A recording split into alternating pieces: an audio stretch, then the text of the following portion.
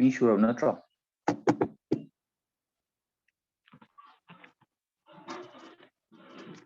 तो हौरदि को so ngarang aina thagibo keno to paro ko dum adu le yawrubni keno me ando ko lema hai tar so aina ngarang takibo to kai yokre oligosaccharides tawrama keno to mari ko keno fructose ki to tawramani kai khambada I hope so sidagi di structure na ya mga tani ko structure je mun ni tar kitang keno to gai taragadi so ngarang ki reaction me ando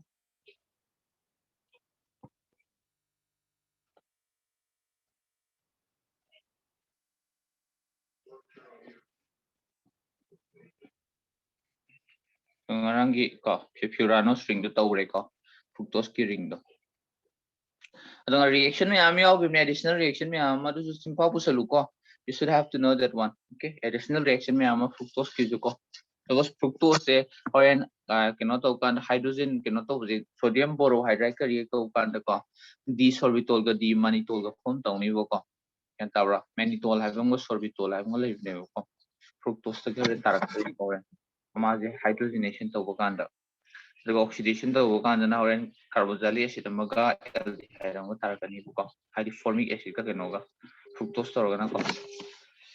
ade am important maki oi bana te reaction ko sama khata usi jadi so pude oligosaccharides song yengo sa oligosaccharides hai taragadi ke do weba remember no tang tuna taki ko oligosaccharides hai taragadi ke hai ba mage monosaccharide unit ke ya weba 2 to 9 monosaccharide units yawodo entai ko monosaccharide hadi khai ko unit amtang yawodo adina thugai be da buto ko oligo hai taragadi maje hydrolysis to bukana ga dorane kya tholokani maje hydrolysis to bukanda oligosaccharide monosaccharide ani tholok pe ai ani ahum tholok pe ai kai ko adi tarabo means 2 dena 9 bo hai tare do t 2 dena 9 jo haina ne 2 de 10 jo dum haina bani ko kan tabra ado yam maru oiba kedoeba yam maru oiba oligosaccharides khara high hai taragadi se keno hum sucrose ko sucrose ne adagidi we have got this one lactose maltose khangada ko ana sugar right sucrose hai tar de koi table sugar do ni kono ti chana ri keno to sin cha chini da chini na hamne sucrose ni ko do me ando ko commonly from sugar beet kumba sugar cane gumle pu thoko me ando my formula ji kya no ha matam c ko c12 h22o11 ni ko formula chamana ni ko moi hum moi aphoin tam de se mono se oligosaccharide ne mainly kana kana no ha matam disaccharide ngak ne fitam de disaccharide sai taragari kya no ha matam da se kya wase oligosaccharide 2 to 10 monosaccharide unit jaw ko tam hai dana ko odo mainly ko tam do si no like ya si disaccharide ka ne ko disaccharide chaw de disaccharide sai tadi kya yawa 2 monosaccharide yawa da ko 2 monosaccharide sida 2 monosaccharide si de ngo kari kari like have do jiga sucrose te hose ko sucrose formula de kya ne ba C12 H22O11 ne ko ana yengo ma sucrose kana na sagani ha matam do what are its component hai tadi ko monosaccharide ani yawani hai dana ko kana no hang taragadi si alpha d ko alpha d the plus hai kan ko d the plus hai tadi plus hai je kem jana te ko si plus na man tai sina this one dextrose tari hai ni ko ma sadu si kana no hang tadi alpha d ko plus glucose ka kana punjala sadu ba plus ko adai ya mana beta d ko beta d minus fructose na sadu ani jo punjala sadu yarba monosaccharide ni je kana ne ba minus tai sina laboratory hai ni optical activity tu ni ko sina adune ngo alpha d plus glucose ka beta d minus fructose ka ni punjala sani kamai sage da har ke ko ningsangi bengo alpha d glucose kamai ki you should remember the alpha d glucose ningsangi ba sumaina Hayward structure ye ki bdo marang aina ta ki bdo pyranose structure sai lai hai ko ningsang go do ningsang da ba de alpha d have natra alpha d hai tare alpha je kar ba ko alpha hai tare os to makha lai gadam natra h another formula ninjang haido ko H, and then you got this OH here, H here, and then H here. Sorry, OH here, H here, and H here, and here is CH2 OH legataba. Here ko sini ko alpha D glucose haije. Here ba sisi neba nangi alpha D plus glucose haije ko. Alpha D glucose ang tharag. Sila kana hapsan diba beta D fructose hapo ko. Beta D fructose hai kana fructose di kumain tawi pyranose string oibra furanose string oibra furanose string oigidna sign toroga oigidra oigi ko ana furanose string ke kumain tawgi ngo beta hamina beta di os da thamani makana na hais thangada beta hai se ma ge di no gimni ko CH2OH oigimni fructose ki di ko ningjang oduma H the OH ko mamangana gi flu yagrabani ko beta na kanano keno na kyano habdo sita H. Okay, sorry, this the OH together, and then here will be CH2 OH together. Senior basisina beta D fructose never go. I need just some general kind of state that you know, sucrose start with never go. And a combined some again, high metal the carbon numbers in 1 minus minus T. Carbon number is the carbon number 1, carbon number 2, carbon number 3, carbon number 4, carbon number 5, and carbon number 6 and tell you what my T go. Sub manana. Sila su kumain ti hai metan mag diong sama sona kan dagi chu yong oi xiao sona kan oi xiao ko sila ti ra su ai sila gi ti ra su ai sama ne ya bra because sama ne yaw dreng group to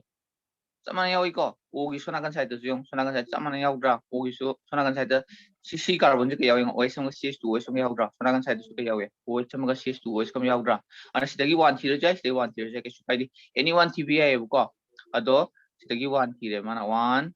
2 3 4 hai se 5 oi gada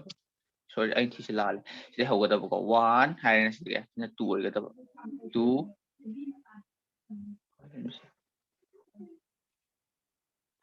1 jagai thi gada carbon number koi chum nagi thi ba sama nei ko 1 2 3 4 5 and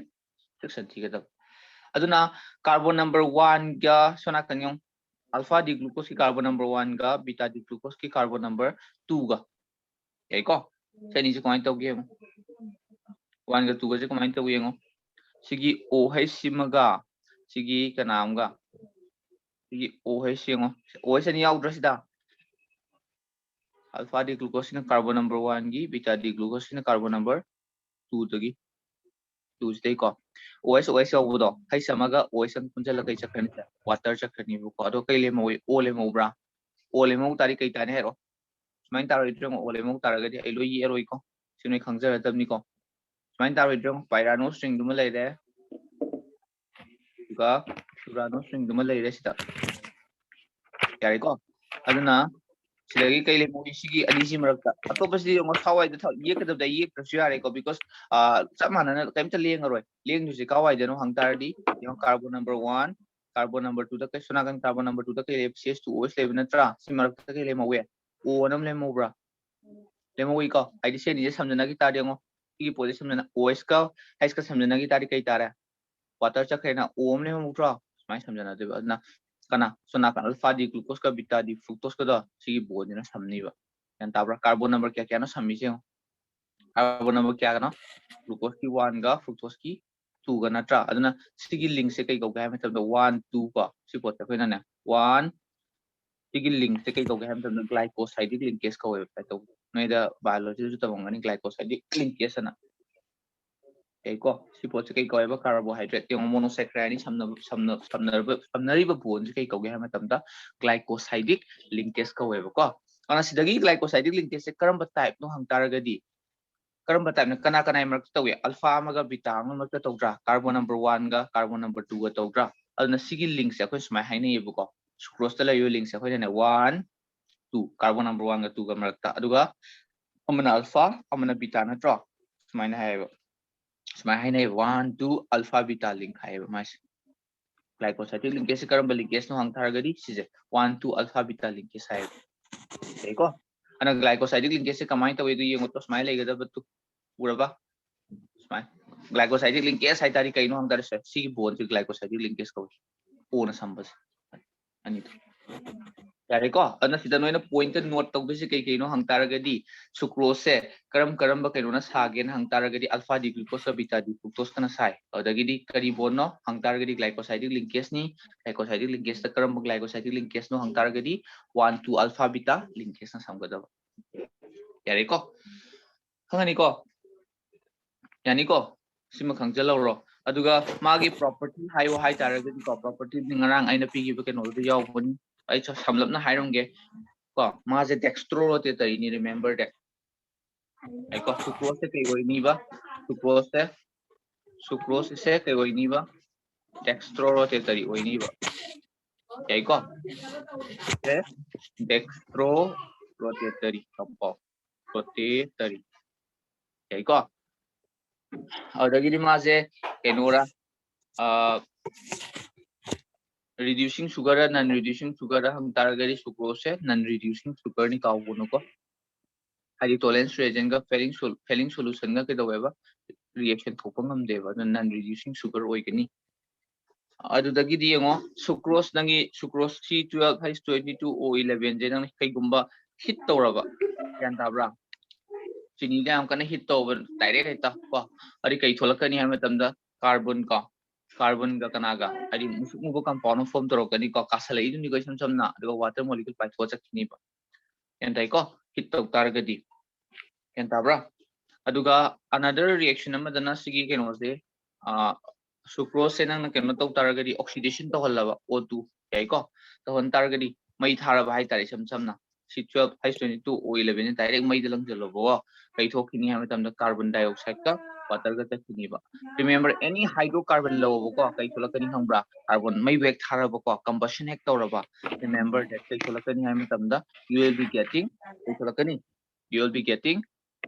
carbon dioxide and water याई को सिपोसे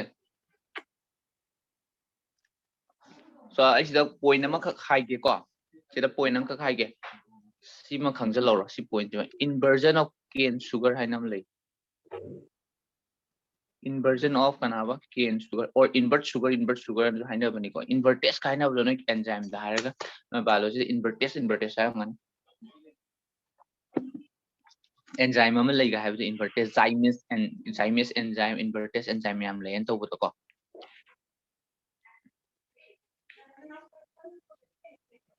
so kamain to ge ha matam da ko sucrose masamak se kai dawe see solution of sucrose masamak se aina hai ko ma se dextrorotatory ne hai ki ko dextrorotatory di khang mana tro magi plane mangon da phaw matam da plane polarized light to mangon da phaw matam da kai dawe ba mangon da phaw matam da kai dawe ba na sai gi da yet on the ung have the clockwise rotation lai have the ko ana yengo magi keno se alpha d hai tare ko specific rotation ji kya ta gaya matam si ta hai plus 66.7 degree ta hai ko sucrose ki solution je yan ta bra aduna yengo sucrose se muk nang hydrolyze tawra je ba ising hapchala je ba khanga ba kai form to gaya matam yengo when ko se dongge when sucrose is hydrolyzed to ba ising hapchala have ni ko sucrose chini do ising hapchala lo ko kai form to gaya matam da na so it forms an equimolar quantity of equimolar hai tari concentration chap mana ba ko equimolar quantity of kai ta gaya matam da quantity of सेनी से ताई बा D glucose का माज कना कना सागे जुम जंगो alpha D glucose का कना कना सागिम नो बीटा डी फ्रुक्टोज कना सागिम नत्रो अना सेनी की मिक्सचर तो जुम तानी मा हाइड्रोल मा इसिंग तुमन बा कांदना सेनी थोलकनी बदम अल्फा डी ग्लूकोज का कना गा बीटा डी फ्रुक्टोज का थोलकनी बको अदु द फॉर्म तोरिबा कंपाउंड हाइड्रोलाइज तोर कान इसिंग तुमल कान मा हाइड्रोलाइज तो तारी के दरने सेनी से पुतवे हाइना सुक्रोज ने लेरोय को अल्फा डी ग्लूकोज का बीटा डी फ्रुक्टोज को ने लेरनी खंगाबा अदुगी solution do ke do ge ha matam dana hana masamu to ke werame sucrose dextrose to yoram banatra oiram matam se nak ising da hydrolyze to taragari ke do ni kai form to re ba di glucose ka di fructose ka form to re ha bra igi solution je ke do ke ha matam dana igi solution je ko the solution does form ya ko solution does form here solution does form by the product hai tare ko see by the products ke do ge ha matam dana Sina kari wen phang ga matam is found to be levorotatory wen phang ga mas ai nang ona te na chat kre ai ma solution of sucrose ma samuk tu ke wen le ramba dextrorotatory oi jarmane ko to nang hydro ising khari am hapchen ba kan ke gon gani ma ja di glucose ka di fructose ka tara ani ba ba e kaida gani hai tare adu kaida gi ba solution do adu gi keno na ngagi optical activities na kamain to gan laboratory oi ramme ko adune ngo hana le ramba da gi ising da khayam yam na hapchen ba gi kaida kan tholo ko du opposite chatra dextro oi ramme de lebio olaktra olai ko ana sigi phenomenon ji bu kai ko ga ham tam da sigi phenomenon je ko change to wo je dextro da gi kanada hydrolysis tor kan da kanada on ba levio on ba sigi process se kai ko ga ham tam inversion of kai ko ba ji da kai ko ba inversion of cane sugar hydrolysis ne ba kai ko so this property of change in kana have no kai ko ya ji bab tai ko so this property ko hai this change in property hai tar so this change in properties see property the change stories this change in properties ka actually kai property no the optical property ni ka optical properties of kanawa sucrose to kai ko heba apai na is called kai ko we have the inversion of cane sugar have this is ne kai ko inversion of cane sugar hai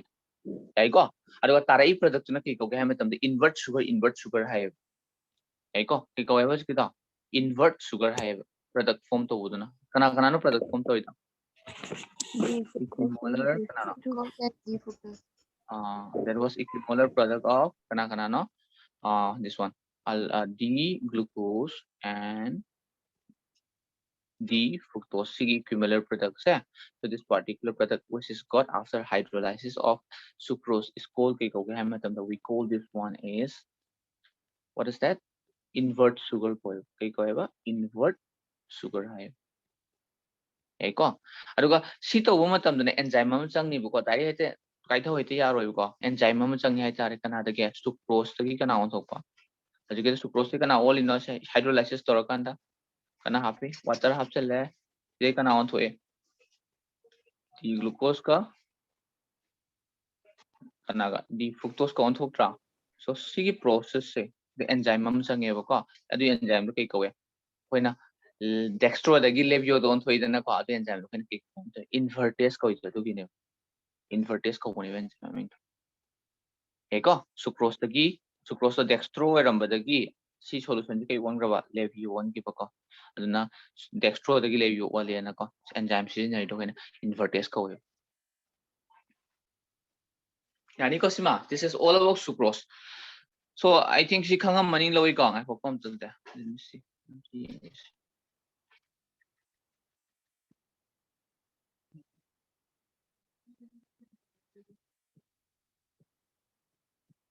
ngarang itu sila sila yang atas bincang yang mami atas na itu mahal ke jaga to ko ubre unka so sila to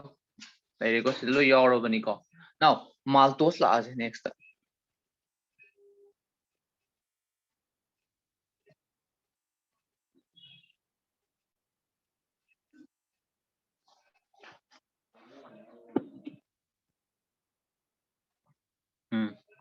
now maltose ngo maltose na kana sage ngo maltose na kana sage ngo sida माजु formula से कमाइन तो हम तो maltose की formula हिले तो सब माने C12H22O11 water तो रगांदा कना तो थोए मांगोंदरी glucose molecule ani थोलकनी हाइ तारे यान ताइ को मांगोंदरी क्या थोलकनी बा साइना कई थोलै sucrose तो रगना glucose समगा fructose समगा थोलै दना को मांगोंदना कई थोलकनी maltose तना सब माने formula दि को होरेन के structure द खेना बेवानी मांगोंदना कना थोलकनी बा alpha d glucose ani थोलकनी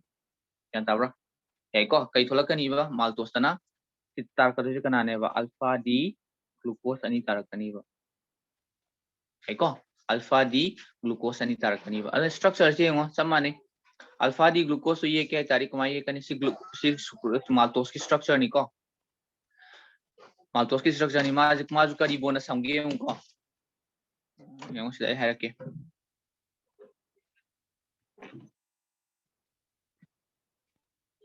Okay.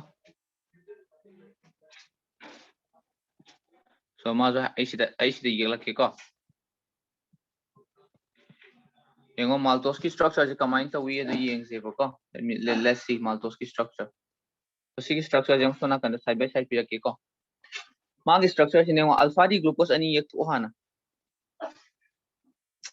Oh. So alpha D glucose ani yek to alpha D glucose ari kumai yek ani.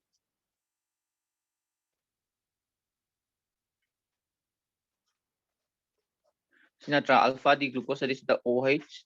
the H natra alpha D have ni na ko. Alpha D OH to sila na makada ko. So OH, H, the H, the OH ko, and then you get this OH, H ko. So the ek pa higitam ni ko CH2OH. So alpha D glucose ni another alpha D glucose ang iyon eh. Ano taroga?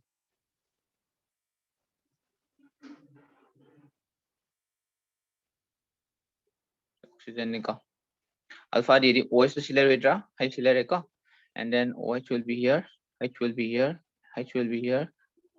Sorry, this will be, I think this will be OH, this is H, and this is OH, and then you get H here, and then you get H here, and then you get CH2OH. So animal alpha D glucose ngakthani. Both of them are alpha D glucose. Kiju kaino alpha D glucose. Yarba. Adina say carbon number. Amno ngai roi tori. Asigi pose. Adu di ngo carbon number kaino si ngo. Carbon number kya hai sige? Si carbon number carbon masing to thijalo kya ta gaya hai to ko. Carbon number 1 natra carbon number 2 sancha lidana kon side of alpha D glucose de ko so carbon number 1 2 3 carbon number 4 natra ana mana glycosidic linkage se kai karam marak to lai ga hai matam dana carbon number 1 ga carbon number 4 ge marak to lai ga da hai di ngo sigi OH ga sigi yengo sigi OH ga man pull sakhani ba hai sam ga OH sam ga water ta roidra ana si water ta gi tari ki dongni ei form to ani si water ta gi tar ga di am thai ro ei ta gi ni haro si water ta gi tar ga di sida form to report form to roidra odang le ma roidra sida jaga sida water sakhrabani na aduna sigi post na kai kaukai matamda si ngo si chakhi tari kai chakhe water chakram na tra ole mo wi ko adi o do si samorani an se tari very structure ne yarba ana mango da laiba bond jina kaino karamba glycosidic linkage no hai tari kana kana marak le 1 ga 4 ga anima kai oi alpha ngak to ibra na 1 4 kai ba alpha hai or alpha 1 4 alpha link hai ma jina kai ko ba alpha ngak to na alpha dang hai ge ko 1 4 kai ko ba alpha link ko ba si glycosidic linkage to yari ko yani ko sila yuri ke no duni ko kamain to ke have ye ke have the 1 ga 4 gram rekta lege da basis na yari ko sima am khangja lo ra adu ga ma se reducing sugar and reducing sugar ra hang tar ga di reducing sugar ne khanga da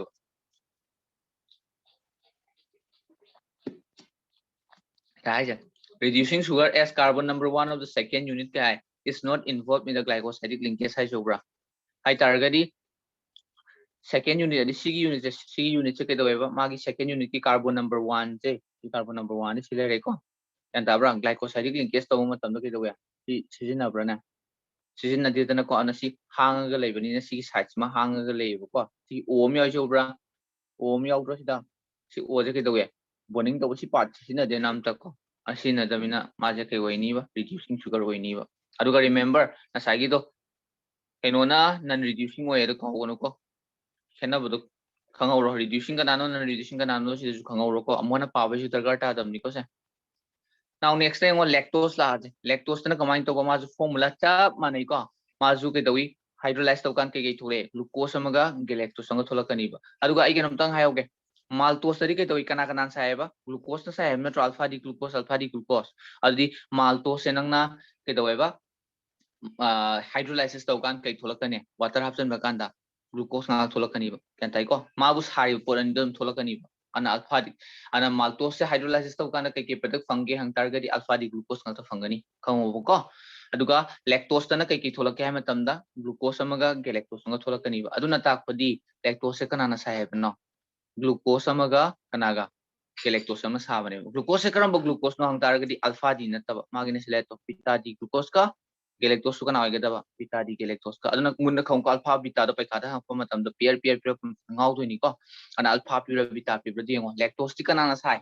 hai taragadi alpha d glucose ka sorry alpha d beta d glucose ka beta d galactose kan sagada sile record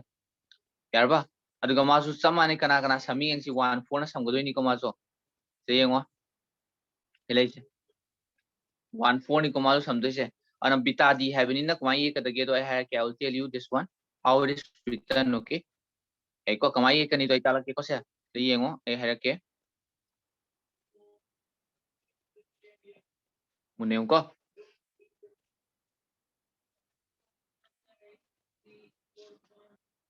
kana have na mai to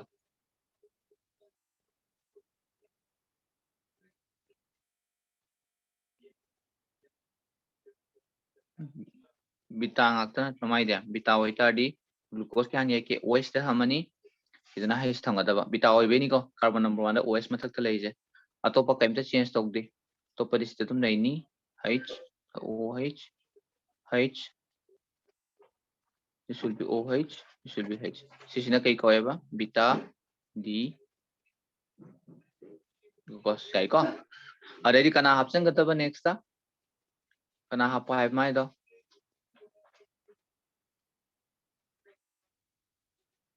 kana hapo hai ke beta d galactose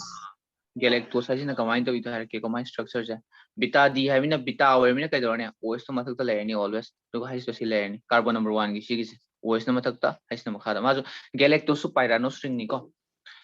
अदुना येंगो कई देखेना की दियों को galactose का केनो को तो कई देखेना की उनको मुन्ना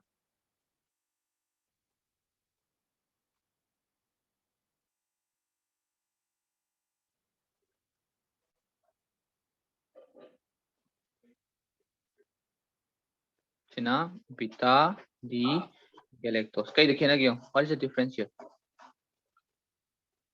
C carbon number 1 निको C जो carbon number 1 निको because माइन थी को माइडी पायरानो स्ट्रिंग में तारिस माइन थी का दबा तो 1 2 3 4 5 बन सकता दबा सिना 2 होएगा दबा को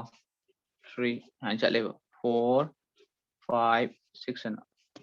सिजु समाने 2 3 4 5 and 6 हाँ चले को अभी कई देखे ना कि होंगे beta d glucose तो कई देखे ने beta d glucose तो carbon number 4 4 लेके ना ड्रा 4 द OS का इसके मथक मखा रखे ना बेवाने बना ग्लूकोज का गेलेक्टोस का हाइपे माना ने हाइड्रो दुगी नि कोइना यान ताब्रा अदुना अल्फा बीटा ना काई देखे ना नि दुम खांगो कार्बन नंबर 1 की केनो दा OS का इसके तो अल्फा होएगा ना OS ना मखा दा बीटा है ना OS ना मथक ता यारबा अदुगा ग्लूकोज का गेलेक्टोस का खेना जन काई खेना नि कार्बन नंबर 4 दा यारबा ग्लूकोज होएगा ना केनो दो OS ना मखा दा कार्बन नंबर 4 नि को हाइजे OS ना मखा दा हाइसना मथक ता अदुगा galactose होएगा कार्बन नंबर 4 की OH मथक ता लेरनी अदुगा हाइसना मखादा अदना सिदा समदोइबा पोत से कमाई समगे हाय मतमदने येंगो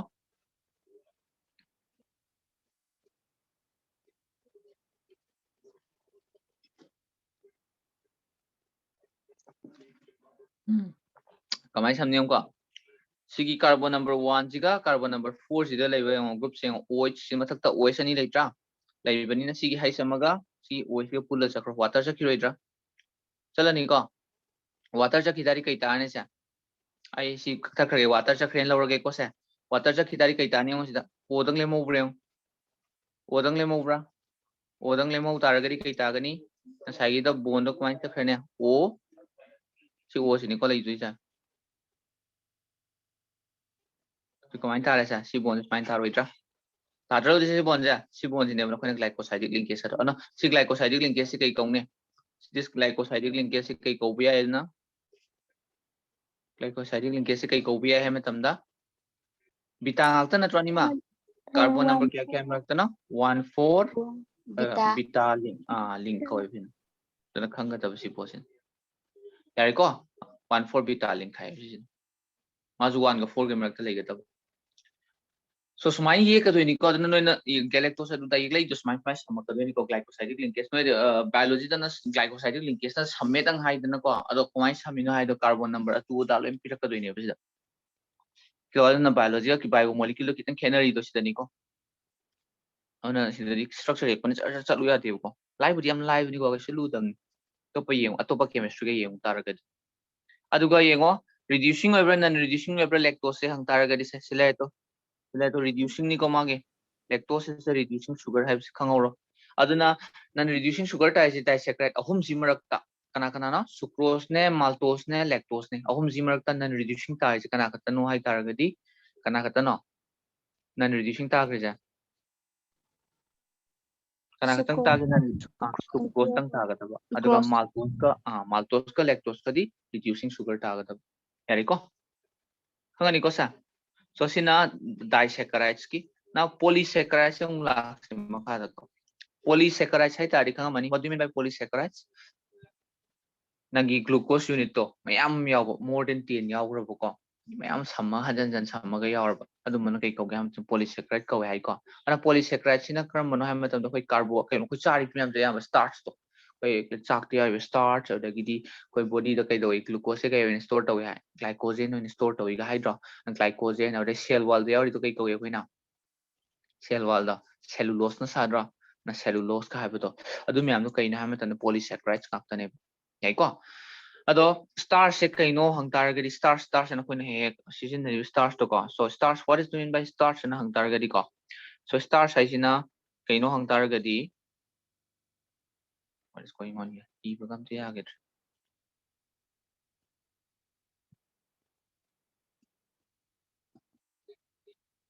so starch hai se ko starch hai sina kaino hang targadi ko what is going on e be addition kai no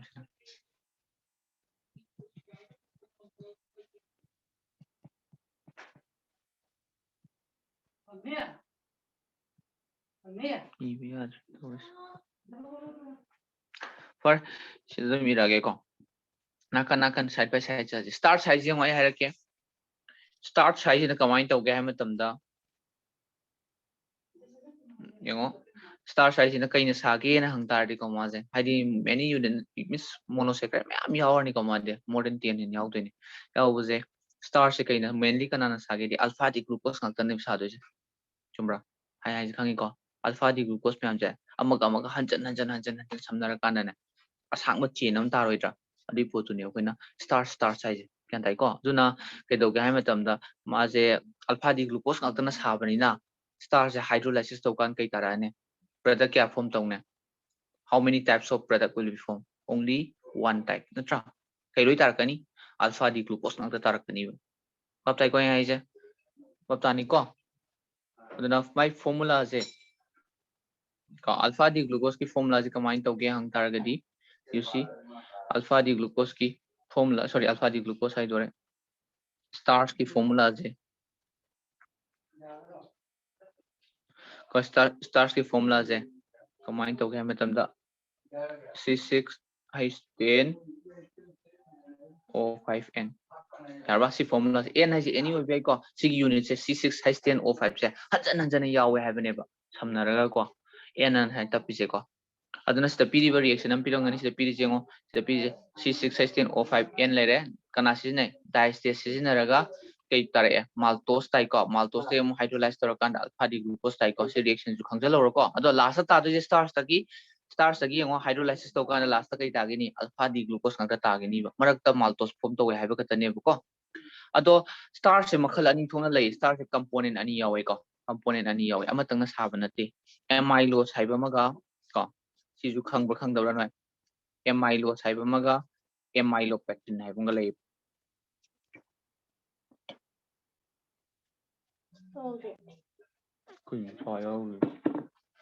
amylose haiba maga kaiba amylopectin haiba nga lay ba ai ko amylose ka amylopectin na sai ko starch se gyan da bra ana amylose haiga na kai wega da ba unbranched wega da long chain unbranched wega da branch obi ade ko straight la ka da ba si na ko amylopectin jina branch wega da remember ani jina saduni ka ani mag yaw duni ko starch sida branch ka unbranched ka khaido kani ko amylose na unbranched amylopectin na branch oini ko ado amylose yengo unbranched oitar di ma je ke dongni ha mat water soluble oy ising de tumme as remember it Ko aduga amylopectin haiba part sina water insoluble oil kaugonu ko se ani je munna khango amana water soluble oini amana water insoluble oini yan tabra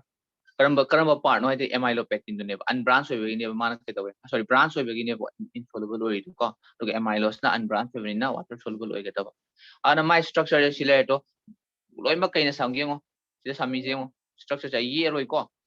kya tawe so ado sima ju khangja loro amylose na kya ri kya bole 15 to 20% yaw gada aduna sisne kya yaw gada 85 to kya ba sorry 80 to 85% yaw gada kina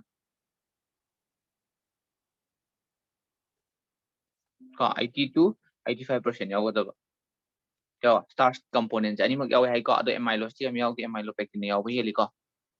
ado khangja loro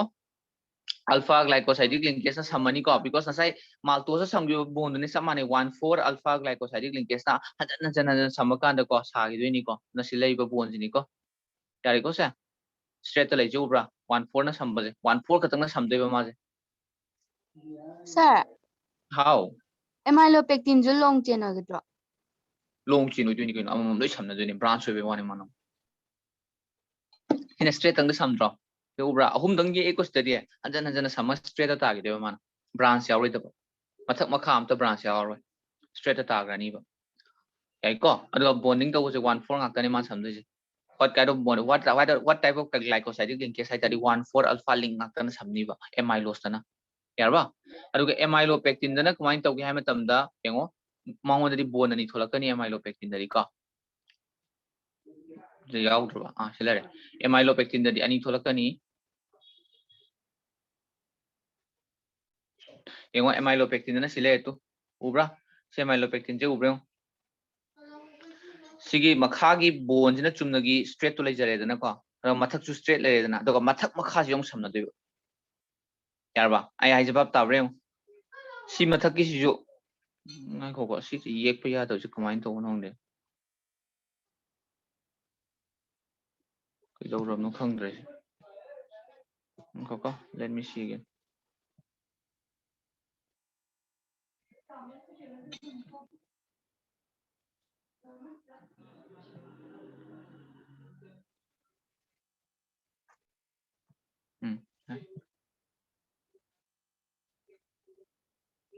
so structure में हम याव बुझे में था साथ चीज़ नहीं सीखो तो ऐसे ही होता सिगी पार्ट से ना चीज़ ना मले जाएगा ना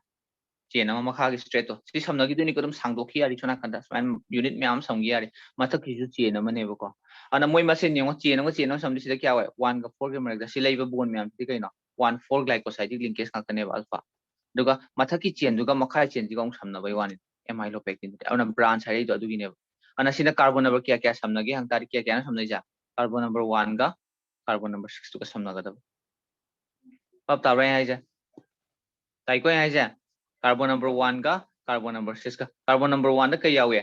sita mun nam tang yeng ko ai hai ke ngo sita mun nam tang yeng biu kamai samna ri hai ke sigi carbon number 1 jengo si samna dring em rak ta sita kai le o h le roidra lai ko aduga si carbon number 6 ta kai le ni CH2OH le bina tra si jo lai ko samna dring ai ta hai bani ko sina chain amani mathak kisina chain amani makhai sina chain amani ba ana carbon number 1 jiga kumaina carbon number 6 ke samna ge da har ke ko sigi dengo sigi hai siga sigi o siga chakhibe wan adi water chakhibe da se jo adi kaidang le more se o dang le more dra adi carbon number 1 ga carbon number 1 ga carbon number 6 ka samna ga da nang branch hoina mathak makha chain da yai ko aduga masa masa gi chain da samna gi ba bond budi kaino 1,4 alpha link ne ba ko aduga mathak makha chain ani samna ke haira gana ke do ba branch ani samna ke haina 1 ga kana ga 6 ka samna ga da ana 6 na kai ko 16 ko 16 alpha link ana two type of link layer kani ba ko ke link ne ba 1,4 chumna gi 1 sorry star sadi kya lai ni ba starts the amylose ka amylopectin ka lere amylose na water soluble part amylopectin na water insoluble part lere ko aduga amylose to yari ba bonding duri kaino 1,4 alpha link khatang aduga amylopectin duri two type of bonding lakani glycosidic bond 1,4 alpha link haiba maga 1,6 alpha link haiba ani yawani amylopectin na he ko ana branch hai si ha ke have no Chappe am ka handu tahawde Oh, network na ni ko. Sida ni tapos char chalu ya tris. So yung ang kaya tabre mo. I summarize tawag ko. Stars the yaw components kaya yaw ani yaw hai ko. Ayam component do na kaya 15% to 20% yaw budu na amylose aduga 80 to 85% yaw budu na amylopectin. Yai ko. Amylose haraga na water soluble part unbranched part to ni ko. Aduga amylopectin haraga na branched part. Yai ko. Na water insoluble oigataba. Aduga amylose oitaragadi straight chain dang yaugani hai ko straight chain do madi what glycosidic linkage the kana katanu leja 1,4 glycosidic linkage katani ko mangon lerijina aduga amylopectin na two type of bonding legani because madi branch oibani na chain anga samdara kadoi ni kom ana madi kya lebiya hai matam da chumnagi 1,4 alpha link amaga glycosidic bond ni ko hai ja aduga 1,6 alpha link amaga branch na samdari sina kar mano hang tadi 1,6 alpha link se sina samdara kadab sigi bond jina ne 1,6 se dai sigi glycosidic link se branch position da hai yai ko no carbon number 1,4 da chu taw na si le jai na si pakha gi ja straight structure gi je ko aduga branch ta lai sina 1,6 na samgane am ne amylopectin na yare ko smile chat leba sini keno da na ko aduga khangau star se kanan sai di alpha di glucose ngakane ma di kaunu ko now cellulose na kamain tawba cellulose na kanana sage hang taragadi mazu glucose ni ko glucose ta mana alpha na ta beta di glucose na ta saga ta mun khangu ko ana cellulose ki monomer se kanano hang taragadi kanane ba beta di glucose ngakta ne aduga mazu ke water insoluble oi ko kaubya di cell wall da phangbo duni ko cellulose to yabra aduna beta di glucose ti magi change mai samge ha matam dengo I see the year like ko sa let me show you here. Let me show you here, okay?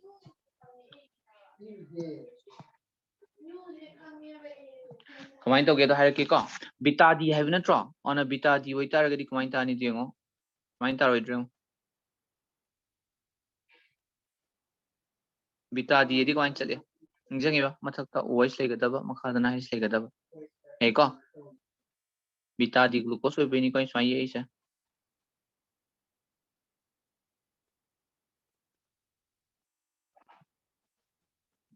Yari ko. Samana na beta D yung ye ke ko. Ma si khu ye ta han ga ta di ai swai ta la ke si ye ke mathak wai di ke ro ta jarak sani ko. Swai ye ke. Ta na swai ye ke. Nong da su noi da su ngai jana ko.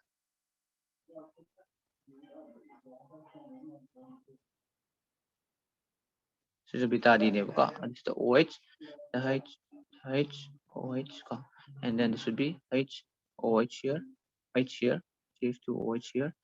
and then you get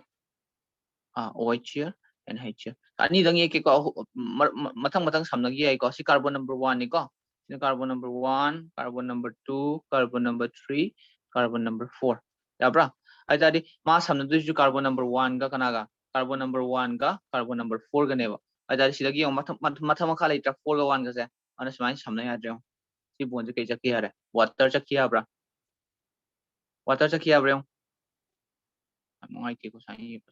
Water chaki ai ko sa. Si water chaki adra. Water chaki tari ke dor ne. Si loi mang krani. Si om le mo to ke dor ne. Om le mo do na si samna roi dra. Si glycosidic linkage tar ena da. Kana marak no glycosidic linkage lai ja. 1 ga 4 ga man. Di beta ra alpha ra ni mak sin ne ja. Beta ngak na to. Ana beta link. Ana silai sina cellulose ta lai juna ke ba 1,4 beta link ngak ne. Aduna sigi 1 jiga atopa sida som lakini jana smai to bom lakini jana 4 ga 4 carbon number 4 OH sum lakini jana mathang smai samnar jaki wan ana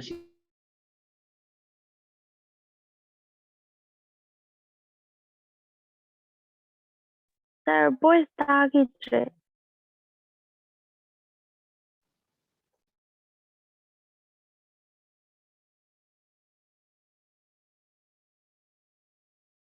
Sir, voice adre.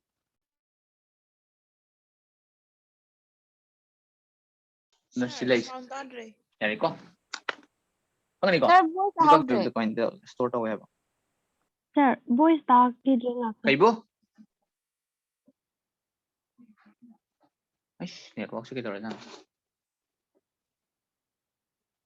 Karma part no khangdrisi. Sir Voice di se. diagram yega explain Diagram tꯧꯕꯗꯨ ahum subagido. tadre. Siro. Oi, sir. Oi, sir. Se ahum je kedoroge. Khangdrisi karamba jaga nam thairo. Sir, Ai high na school hai remove to kino ne hai. Sise water smile remove to bita waita di. The hydrogen sida OH like natron.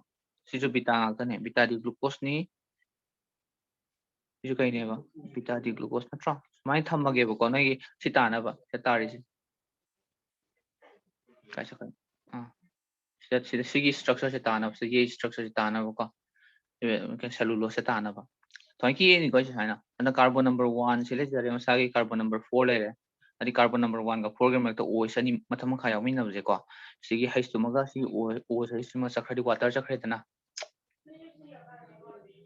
Ngai te ko water sakhre tana se.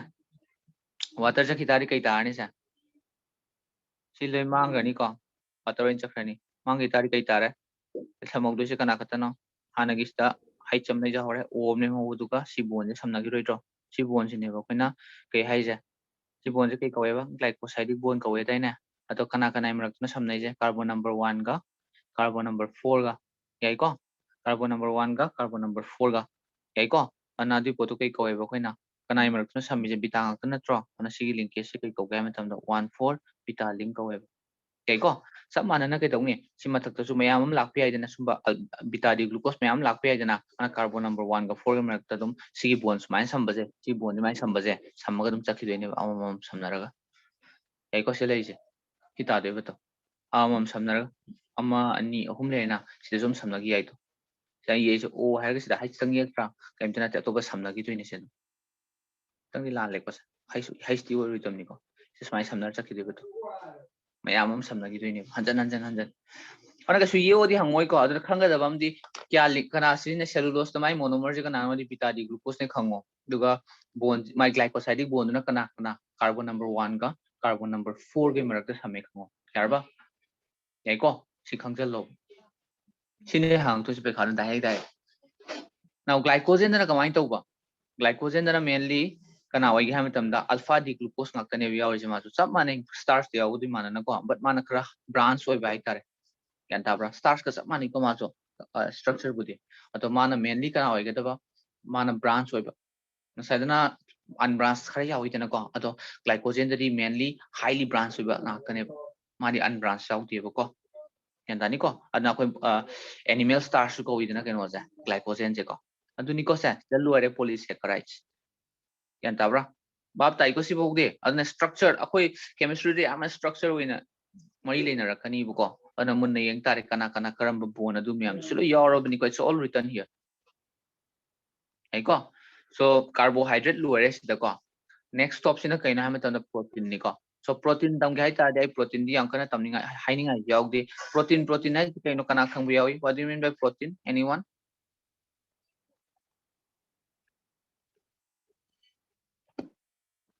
kana kana protein khang bu yawi protein hai pot se kaino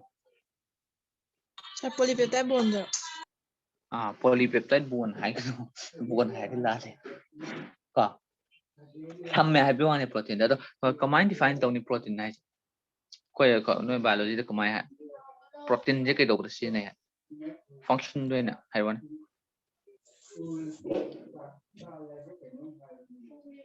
me am nei na protein je enzyme mo DNA si enzyme mo si energy ai enzyme na protein da chumbrai ja hormone adu da me am je protein na ya ka try am ba even akoina nangi keno tawri je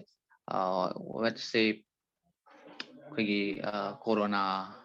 na se lying bangam je ko lying du se kamai lying du na khang bra nangi corona haiba mahik to odane magi protein ama yorong gani u hamba magi ka cell wall da adugi cell wall to nang noi di keno da dana protein jangi dana dna keno na dna keno rna dna on thong na protein jangi dana ko haidi ma transcript ama keno to man da translation to ba dei to ba me am lai dan translation to ba na ribosome na protein chung du da le na adugi process to lai da ta dina kumaina cell division to do no to we ade dana haidi genetic material to copy to do ni dana ko translation to ga da ana corona to je kem tante corona je na nang mahik to macha pok ta tari masa si do na tro ana kumai tau ga matam da sigi protein ji da ke dongni akoi na hidak sa sali chigem na te hidak tu na ke dongni na matam da na hajiki corona gi protein am yarong ani ko translation to gi adi protein na napsal re da na ko receptor je napsal ga na nangi ke no translation je to hol loi ne ko to na tari ke dongni cell division to ngam maroi da na ko ngam da tari masa ma ton da nang si ta gi roi da suppose for example mi hai ne mi je ke dowe mi je masa pok ta tari ke dongni hingbudi hingni ko nang masa mak tu di ko direct hat pa di natte ado masa pok ta tari ma chahi chama hinga ga dum mi je pula mang ra ni da na ko adi type ne nang corona so mai lying is ayam but mai ni ko khoi antibiotic thai je mai ayam bana ne antibiotic ta sala ta mahi ki surface to the ne nangi protein yaw ngani ko sa jo na khu ne nangi Ano yung antibiotic hong do machado. e ko adugi molecular nap khkan da ke dong ni nang mahi tu ma cha pok ngam han da bai wan ngam da tari ke dong ne asana dum khale ga loi mak mang ja gi roi tro an antibiotic direct khudak da sa ba kan da nang chungba pharam ma sabra ne hidak ta ka da khudak nang na ba da pharam moi ba kai gi no hai tar ga di matam kar tang ni yan ta bra mahi to ke dong ni masa pu han da bai wan ne masa pu kan so duna ye mo the protein hai je ke da we hai ma tam da protein je kana sa ga hai bi khang bu yai Mut thamdaba yawi thamje. kitang lang ri mo thum ko tak pa kitang ngai te mi ju ta wani ko so protein hai je kana na sa ga da yang protein je kai ho ge ko gi sam da yaw ji protein ni ko keratin ko i ko sam je ai ko sam pha ge hai ta di ke dong ni keratin yaw po ta sa ba yar ba adi shampoo da keratin shampoo da ke do ba shampoo da ke do ba keratin yaw shampoo sin na ta ba ya bra mai Pantene ga ba Pantene ga je keratin yaw ni la sunlight ju keratin yaw ni ko ana mai keratin sin ne do gi ni ko adadi sam ju tang khlai do ku ka sam tang khlai ji kan na te yang look ke no chuba sawai adu mi am ji am ta tang mo ya am tang ji ka wai tang lawai gum masna am tang da ti kan na te keratin saw keratin wa le saw ji na du ka lukham jaga ji na keratin he le na lukham jaga se sung tang tang wai am tam lukham maning gi lukham ne ade ken one chuba jaga kas keratin be ne ko ꯊꯝꯗꯕꯗ ꯌꯥꯝ ꯅꯨꯡꯉꯥꯏꯇꯦꯕꯣ kana no mu tam thamu ko lam yamna keno tau taragadi adu nang kauna taragadi ngaktang thammo du ga amuk unmute tor su to ku su kaide ngaktang di thammo wang adu na kanda wari sana taragadi so protein je isam sam na kaino hang protein je kana na sage hang ta di ngo ajiki polysaccharide tu kana na sage carbohydrate myam je nangi glucose unit fructose unit me adu punjala sabna tra yai ko monosaccharide myam punjala sabang ngakta ne nangi carbohydrate myam to polysaccharide ta ge ko starch ka kana sage alpha d glucose na sai ko aduga cellulose na kana sage beta d glucose na sage dana ko nai punjala ko protein jina kana na sage hai matam dana amino acid nam lei aduna sabne yai ko thari amino acid sai yabra so amino acid na sai ba ko ana amino acid na polypeptide hai do ke do binu su hair ke maram to ko nang ke no se akoi gi protein je polypeptide na su ko bune ko maram se ke gi no na su hair ke ri maram do kaina sai ba su ki do protein je amino acid na sani ba karam ba amino acid no hang tar ga di ne koi ayam nature do fangi je alpha amino acid na ka ne ba yam ai ko amino acid makal me am like chemistry point ti yeng tar ga di amino acid makal there are so many amino acids makal like ko amino acid se kaino hang tar ga di ngo maming de dum yaw bani amino acids si me am punjala ga amino acid amaga amino acid nga punjala kai dawde na kai bona samdo no hang tari peptide bon nam thola kani bu ko sigi peptide bon na amino acid me am ji unit me am ji samjal le na ko amam samakan kai ta de na chain ama tar da sangba adi chain do ne khoina protein hai do jina kai ko ana amino acid cha na khangbam darkar tai protein khang jai tar ga because amino acid is the building block of protein ever nang ribosome na tawje kem tan na te ko nang kai dong ni ribosome na tawdo se sai gi amino acid me am je kai dong ni sequence 9 na leng pi be wani ta amaga sequence mana da bai matungi na protein su makhal mana roi ab tai ko ai se dani ko na ribosome gi mathau je kem tan na te ba protein sungone hai dana protein je kamai sungi no hai tar gari protein am su mana de dana ko mana ri to kai gi no hai tar amino acid ki sequence to mana da bai ne ana sequence te aman han ba ani sumna han ba san me am thopi ai na sequence ti ko ana protein da dui matungi na mana roi bam ta and ribosome tawri se kai no ham ta just factory ne ma factory of kind of protein hai tare sam yan tabra amino acid myam changi na mangonda mana sequence 9 na karamba protein sungdoi no na hanga da ke no na pirani dna na ke no to pirani mangonda ke ta dna rna genetic material na mangon information da pirani hanga si tawro si protein sungro pirani ba mana amino acid myam tasalaga si protein sung targa di sequence smain tawba na targa sequencing 9 na thadorok pe wan mangonda sunga yai ko tawri thabak se du ne ko ane amino acid se samsam maming dadum leire amino acid adi amine group ami yauni aduga acid group ami yaugada ba carboxylic acid group ami yaugada ba haidi acid group hai tari COOH ami yaugada ba amine haragan NH2 ami yaugada ba ani maksi yaumi nagani ba amino acid tari yabra aduna smain bi rage amino acid R haraga ko R sina alkyl group anyway bi hai ko aduga COOH ko and then we have got H and then NH2 smain ani mak yaudremo si compound sida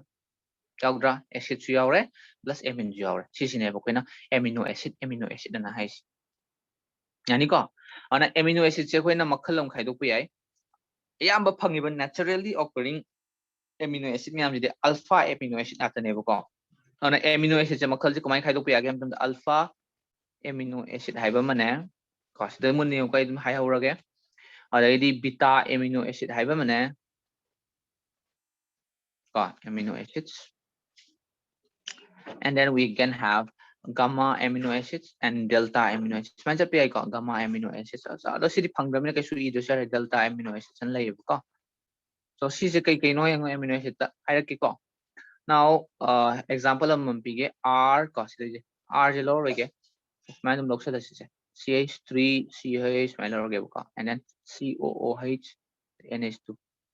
dabra aduni ngo functional groups ani yaure sidi yaure ko amino group ka kana ga so amino group ka acid group ka kanana na priority pi acid ka kana ga amino ga se kanana na priority pi thangba yaubra kanana priority heli acid ka kano ga se functional group ta acid ni hendra ana acid ki COH ki carbon du ki thangna ba carbon je pen alpha ka hoye ba khang ba alpha da amino naptra na si pos alpha amino acid ka hoye kare ko beta hai ga na kamai tawra ne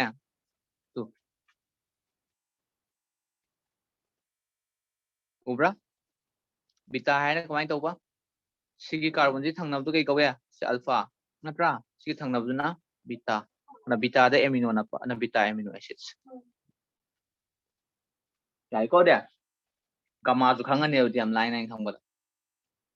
gamma hai na sum chathor ka doini ko roba se alpha si beta sina gamma na gamma da amino na pa na gamma amino acids ko chain khai ko koi wani da yarbo ana NH2 ki position do karai ri yauge yengba ado ayamba naturally occurring du kai neba alpha ngakta neba aduna don't worry about this one so this one we studied okay but smiley lay have ni ko hanging is amino acid ta yabra now amino acid se kya lagi hai matam dengo how many amino acids are there haitadi naturally ko there are 20 amino acids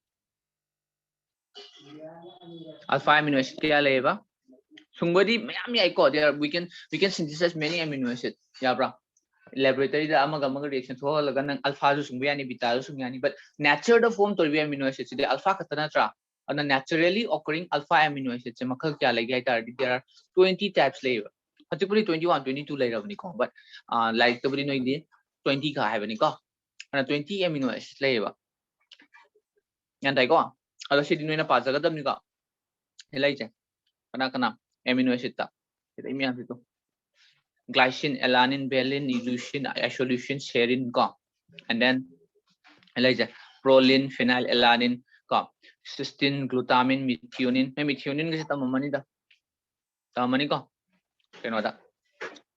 biotechnology to ngane methionine tambada ko tryptophan threonine tyrosine ko aspartic acid glutamic acid asparagine ko lysine arginine ko histidine so simyam there are 20 amino acids lay ngai ko ana amino acid to pi de ko ala formula je pha ba darkar we ta de yam chawon ga ke formula le pha le ngam ponte ngam cha ta di phau ko su kai ya bra ado nangi nature da ꯑꯩꯈꯣꯏꯅ ꯌꯦꯡꯉꯣꯅꯦ ꯑꯩꯈꯣꯏ ꯔꯥꯏꯕꯣꯖꯣꯝꯅ ꯁꯨꯝꯃꯛꯏꯕ ꯀꯩꯅꯣ ꯃꯌꯥꯝꯗꯣ protein ꯃꯌꯥꯝꯗꯣ ꯁꯤꯒꯤ ꯀꯨꯟꯁꯦ sequence ꯅꯥꯏꯅ ꯀꯩꯗꯧꯅꯤ ꯑꯃꯅ ꯍꯥꯟꯕ ꯑꯅꯤꯅ ꯍꯥꯟꯕ ꯀꯌꯥꯅ ꯁꯥꯕ ꯃꯌꯥꯝ ꯇꯧꯕ ꯌꯥꯏꯗꯅꯀꯣ ꯁꯤꯀ꯭ꯋꯦꯟꯁꯤꯡ ꯃꯌꯥꯝ ꯇꯧꯕ ꯌꯥꯔꯣꯏꯗ꯭ꯔꯥ 20 there are lots and millions way of sequencing tꯧꯕ ꯌꯥꯔꯣꯏꯗ꯭ꯔꯥ ꯌꯥꯅꯤꯀꯣ ꯑꯗꯨ ꯃꯌꯥꯝꯗꯣ sequencing ꯃꯌꯥꯝꯗꯣ ꯃꯥꯟꯅꯗꯕꯩ ꯃꯇꯨꯡ ꯏꯟꯅ ꯄ꯭ꯔꯣꯇꯤꯟꯗꯣ ꯑꯝꯇ ꯃꯥꯟꯅꯔꯣꯏ ꯍꯥꯏꯕꯅꯤꯗ ꯑꯩ ꯍꯥꯏꯅꯤꯡꯉꯤꯁꯦ ꯄ꯭ꯔꯣꯇꯤꯟꯗꯣ ꯃꯥꯟꯅꯗ ꯇꯥꯔꯗꯤ ꯀꯩꯗꯧꯅꯦ ꯐꯪꯛꯁꯟꯁꯨ ꯃꯥꯟꯅꯔꯣꯏ ꯄ꯭ꯔꯣꯇꯤꯟꯒ ꯌꯥꯏꯀꯣ ꯑꯗꯨꯅ ꯌꯥꯝ ꯀꯝꯄ꯭ꯂꯦꯛꯁ ꯑꯣꯏ ꯍꯥꯏꯗꯣ ꯑꯩꯈꯣꯏꯅ ꯃꯤꯑꯣꯏꯕꯁꯦ ꯀꯝꯄ꯭ꯂꯦꯛꯁ ꯕꯣꯗꯤꯅꯤ ꯍꯥꯏꯗꯣ ꯑꯗꯨꯒꯤꯅꯤꯀꯣ ꯌꯥꯔꯕꯣ ꯌꯥꯏꯀꯣ ꯁꯦ ꯁꯤꯝꯇꯪꯒ ꯍꯥꯏꯔꯝꯈꯤꯒꯦ ꯁꯤ ꯈꯤꯇꯪ ꯊꯦꯡꯅ ꯍꯧꯕꯅꯤꯅꯀꯣ ꯁꯣ ꯑꯦꯃꯤꯅꯣ ꯑꯦꯁꯤꯗꯁꯦ ꯀꯩꯅꯦꯕ ꯑꯜꯐꯥ ꯑꯦꯃꯤꯅꯣ ꯑꯦꯁꯤꯗꯅꯦ ꯍꯥꯏꯀꯣꯏꯅ ꯁꯣ ꯑꯜꯐꯥ ꯑꯦꯃꯤꯅꯣ ꯑꯦꯁꯤꯗ ꯖꯦꯅꯔꯦꯂꯤ ꯁꯨꯃꯥꯏꯅ ꯏꯕ ꯌꯥꯏꯕꯗꯣ ꯑꯩ ꯍꯥꯏꯒꯦꯀꯣ ꯁꯨꯃꯥꯏꯅ ꯖꯦꯅꯔꯦꯂꯤ R CH2 NH2 ko C double bond O OH ai ko sina acid group to lai re sina amine group to lai si alpha amino acid ni ko so ma je sumaina leibra hang tar ga di sumaina exist tau de solution dani kyan ta bra sumaina lai te ko si form je lai te ba kumai lai ki hai matam dani ma se deuter ionic form nam lai ko hai di se yauri ba compound je ngo ani se kana kana ne acid hai ta di sina carboxylic acid ni ko sida yauri amine group sina kaino acid or basic or amine there anyone amine je acid amine je acidic or basic or Basic. Basic basic or basic or kai ngodi nitrogen da kai yawe lone pair me lone pair yawe Lewis based or reader there and acid or acid on carboxylic acid have na mari kai dong acid du moi je dore and acid ki mathau je kaino maroina hydrogen bithok natra H+ bithok do natra base ki mathau sina kaino H+ to loction doiba yan tabra aduna ne ida yariba O H se mana bithok na mohona rakani ba yan tabra si pose H+ ana yan ko H+ bithok ke ri kwain tong ne sigi bond ama le marak ta leiba bond jama ngoda sta O do piram gani ba ko ado sigi lone pair sina si hydrogen lokthorok podo bithorok podo hai tare ko talak podo attack tau doine ba ari kai ta ani sida Smain ta roi dreng R C H ko NH kya tara NH3 tara mani ahum oi tara gadi aduga lone pair da sin na thokhamne kai tara mana positive purani aduga C double bond O haga sta electron da bisalamani na mana negative purani smile leiba sigi form de kai kauga ma tamda na sigi form de koina na engo minus supuba plus supuba same compound yan tabra sigi form de koina deuter ion ka hoy kai hoyba deuter ion yani ko deuter ion ai ले तो deuter ion था yan thai ko sila ye yarawani ko it's all there to sila jengo aduga deuter ion je kmai toge to sida hair kengo deuter ion je smile leiba ko na amino acid sigi structure je lai ni exist tong ni haiba sigi structure je exist tong de ba ko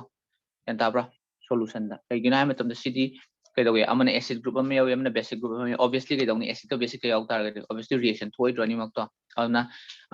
acid tagi hydrogen tha ro ko base ne loction da thu no khona ye ba ko aduna karamba form da lai gi hai tar di deuter ionic form da lai ye si form ji da kai ko ana deuter ionic form ji da ne sina chumna gi neutral oi ngai da ni na ko sina kai gumba nang na keno hela sine acid hapchala je ba si form ji da nang acid khara hapchala jai tar hadi pH to kai da ne acid hapchan bai tar pH to handa hala jeba pH handari gai acidic oi bi helidina ko ana sile to si posida kai dawe si form je leram bato acid haptela jeba H+ ari kai dawne H+ hapchan dari kai chakini H+ oi tar ga de sela oidra COO minus pu banni sela oidra ari kai on re COO is on re to ana kai form de le re de minus to mang re ko aduri NH3 da plus tang le mo bra aduna acidic solution di nangi amino acid se kai oeba cationic oi gani ba cationic form de exist tawni ba kai ko aduga OH minus hapchan bari kai haino sona kan saita OH minus hapisina pH hapchal le haine ba pH hapchan bai ta di kai no pH to hengat le haibane ba ko more than 7 oi jana ko aduna OH minus to hapak ta di na base to hapak ta di kai dong ne kai da chakrane OH minus to sedi minus le bi nang kai su changa C minus le bi changa ka draw changa roi ko OH to aduna NH3 da plus pu bari na plus pu bodo sigi minus to na se sanga ka da OH minus to na ne sigi hydrogen ama hen bai na tro si keno puri je bab ta rai hai je NH3 da hydrogen ma hen bai na tra adu hydrogen da man ching thokhrani ba se yan tai ko se hydrogen ahum lei dana ama ching thokhrani ri kai ta gre water ta gi roidra adu tar ga di yan ta bre ko ai hai rak ko sa sta yela ke base ki je kitang ngaw ni ko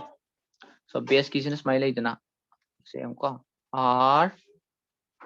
CH ko and it was CO minus NH kya ba NH3 na tra so NH3 je sin le situ sida base hap chalu hai taradi OS minus changa ni ko OS minus to sida minus pu bone si changa roi kai ta changrani si hydrogen ching thokhrani to ka si electron to sida pisalamani ba yar ba ani kai tare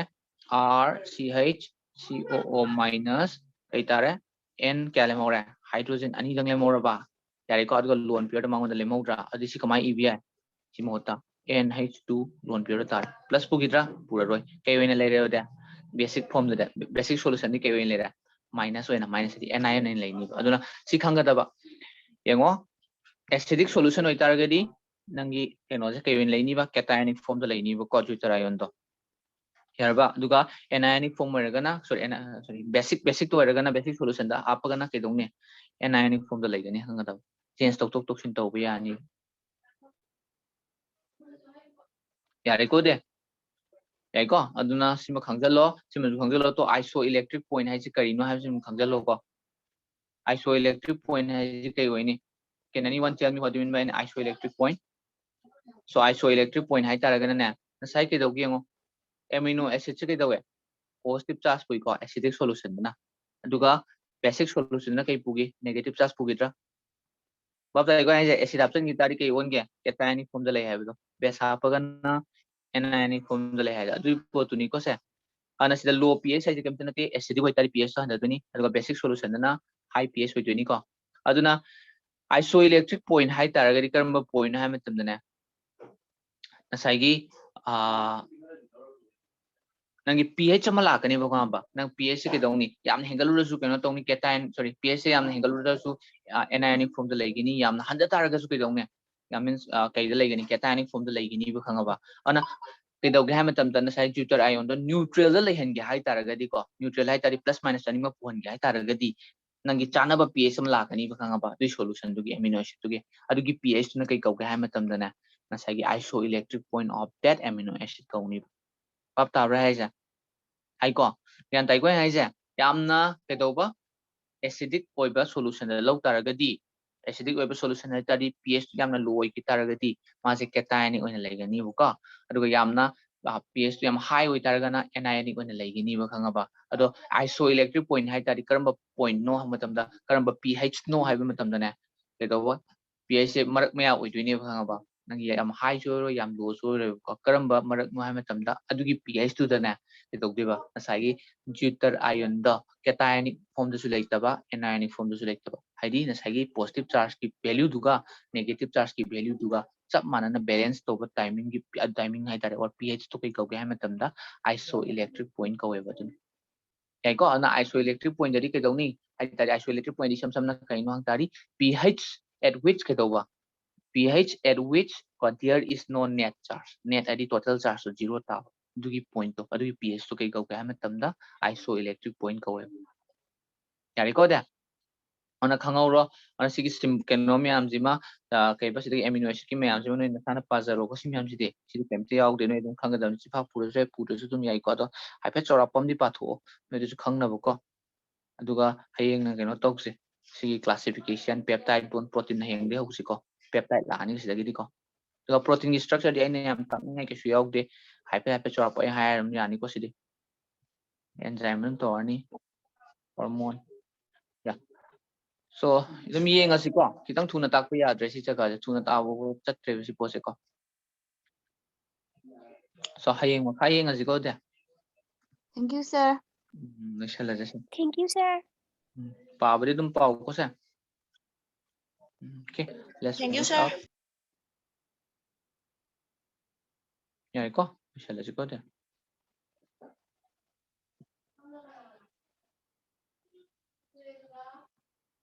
okay